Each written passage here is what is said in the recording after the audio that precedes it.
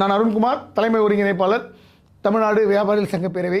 அதாவது காலம் எவ்வளோ தான் அப்டேட் ஆனாலும், தொழில்நுட்பம் எவ்வளோ தான் அப்டேட் ஆனாலும், எவ்வளோ விஷயங்கள் அப்டேட் ஆனாலும் சில விஷயம் வந்து மாறவே மாறாது. அதில் ஒன்று தான் தேர்தல் கமிஷன். அதாவது வருஷம் அதாவது எனக்கு தெரிஞ்சு அதிகபட்சம் 5 வருடங்கள் ஒரு வாட்டி 3 தேர்தல் வந்துடும். ஒரு சட்டமன்ற தேர்தல், ஒரு நாடாளுமன்ற தேர்தல், ஒரு வந்து உள்ளாட்சி தேர்தல். அது தவிர நடுவில் ஏதாவது இடைத்தேர்தல் எங்கேயா வரலாம். எனக்கு தெரிஞ்சு ஒரு 10-12 வருட காலமாக அந்த வணிகர்களுக்கு எடுத்து செல்கிற தொகை வந்து 50,000க்கு மேலே எடுத்துகிட்டு போகக்கூடாது. அதாவது 49,000 அதுக்கு மேலே எடுத்துகிட்டு போனால் வியாபாரி ஏதோ குற்றவாளி மாதிரி பிடிச்சி வச்சுக்கிட்டு சுற்றி ஒரு 10 போலீஸ்காரை வச்சுட்டு 10 அதிகாரிகளை வச்சுட்டு அதை டிவியில் ஒரு நியூஸ் ஆக்கி இன்பம் தேடிக்கொள்கின்ற அமைப்பாக தான் தேர்தல் ஆணையம் இருக்குது. அவர்கள் இன்றைக்கி ஒரு விஷயத்தை வெளியிட்டிருக்காங்க. கடந்த விஷயம், அதாவது ஒரு தேர்தல் வேட்பாளர் செலவு வந்து 40 லட்சம் ரூபாய் அதிகபட்சம். அவர்கள் என்ன மென்ஷன் பண்ணுறாங்கன்னா, ஒரு பிளாஸ்டிக் சேருக்கு 11 ரூபாய், ஒரு டேபிளுக்கு 100 ரூபான்னு மென்ஷன் பண்ணுறாங்க. அதாவது 10 வருடங்களுக்கு முன்பு 2 ரூபாய் வாடகை இருந்த பிளாஸ்டிக் சேர் இன்றைக்கி 7 ரூபாய். ஆனால் அதையே அவங்க அதிகப்படுத்தி 11 ரூபான்னு மென்ஷன் பண்ணுறாங்க. சரியா? அப்போது விலை உயர்வு, ஒரு சாதாரண ஒரு பிளாஸ்டிக் சேருக்கு வாடகை உயர்வு இருக்கும்போது ஒரு வணிகன் கொண்டு போகிற அந்த அமௌண்ட்டுக்கு எப்படி நீங்கள் பார்க்குறீங்க? நீங்கள் மணி இன்ஃப்ளேஷன் இல்லையா? 10 வருஷத்துக்கு முன்னாடி சக்கரை விற்ற விலை தான் இப்போ விற்குதா? 10 வருஷத்துக்கு முன்னாடி அரிசி விற்ற விலை தான் இருக்குதா? அப்போது மூளை உள்ள ஐஏஎஸ் படித்த அதிகாரிகள் தான் அங்கே இருக்கிறாங்களா? அந்த கேள்வி தான் எங்களுக்கு கேட்க தோணுது. வேறு என்ன கேட்க தோணும்? ஒரு சாதாரண ஒரு நடைமுறை விஷயம். எப்படி ஒரு வியாபாரம் எப்படி பணத்தை எடுத்துகிட்டு போவோம்? எல்லாருமே ஆன்லைன் டிரான்சாக்ஷன் பண்ணிடுவாங்களா? எல்லாருமே கூகுள் பே பண்ணிடுவாங்களா? அதில் எவ்வளோ நடைமுறை சிக்கல்கள் இருக்கிறது. அந்த நடைமுறை சிக்கல்களை சரி பண்ணி தேர்தல் நடத்த வேண்டியதான் தேர்தல் கமிஷன். ஒரு ஓட்டுலையும் ஒரு கட்சியும் குறைந்தபட்சம் 500 ரூபாயிலிருந்து 2000 வரையும் கொடுக்குறாங்க. இது நடைமுறையில் நடக்கிற உண்மை. அதை தடுக்க துப்பில்லாத தேர்தல் ஆணையம் எத்தனையோ கோடி ரூபாய் ரயில் வழியாக, பஸ் வழியாக, சொகுசு கார் வழியாக தொடர்ந்து கடத்தப்பட்டு கொண்டிருக்கின்றன. எத்தனையோ மக்களுக்கு பரிசு பொருட்கள் தொடர்ந்து விநியோகிக்கப்பட்டு இருக்கின்றன. இது எல்லாம் ஊடகங்களில் பார்க்குறோம். அதை தடுக்க துப்பில்லாத தேர்தல் ஆணையம்.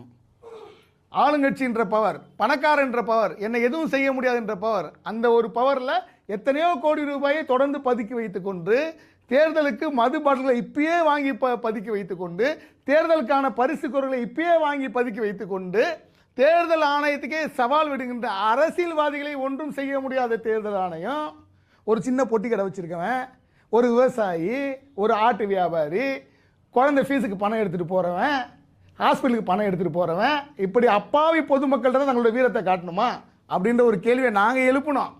கொண்டு போய் மதிப்பிற்கு அச்சநாய பட்நாயக் மேலே கொண்டு போய் கொடுத்தோம். அவங்களும் நல்லா பேசினாங்க 1 மணி நேரம். ஆனால் நடந்தது என்ன? ஒன்றும் நடக்கலை. ஒரே ஒரு செய்தி கொடுத்துட்டாங்க, ஓகேங்களா, மருத்துவத்துக்கு மட்டும் எடுத்துகிட்டு போகிறதுக்கு கொஞ்சம் நான் இது பண்ணியிருக்கேன் அப்படின்ட்டு. ஆனால் நடைமுறை என்னது? வியாபாரிக்கு ஒரு ஐடி கார்டு கேட்டோம்.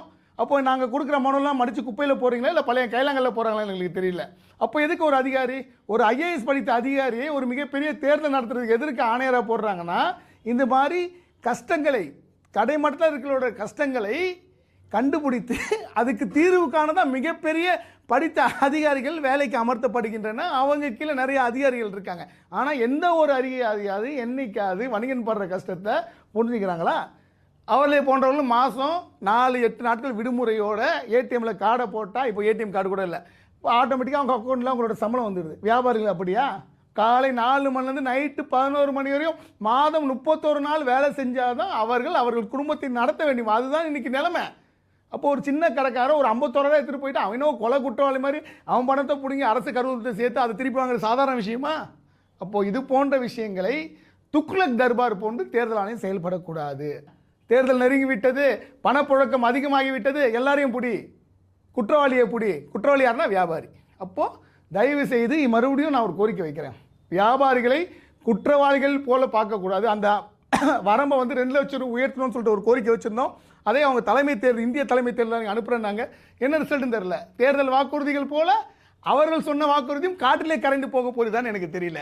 ஆகவே தேர்தல் நெருங்க போகிறது. இந்த 20 நாட்கள் எல்லாருக்கும் திருவிழா, வியாபாரிக்கு மட்டும் இளவு வீடாக இருக்கக்கூடாது.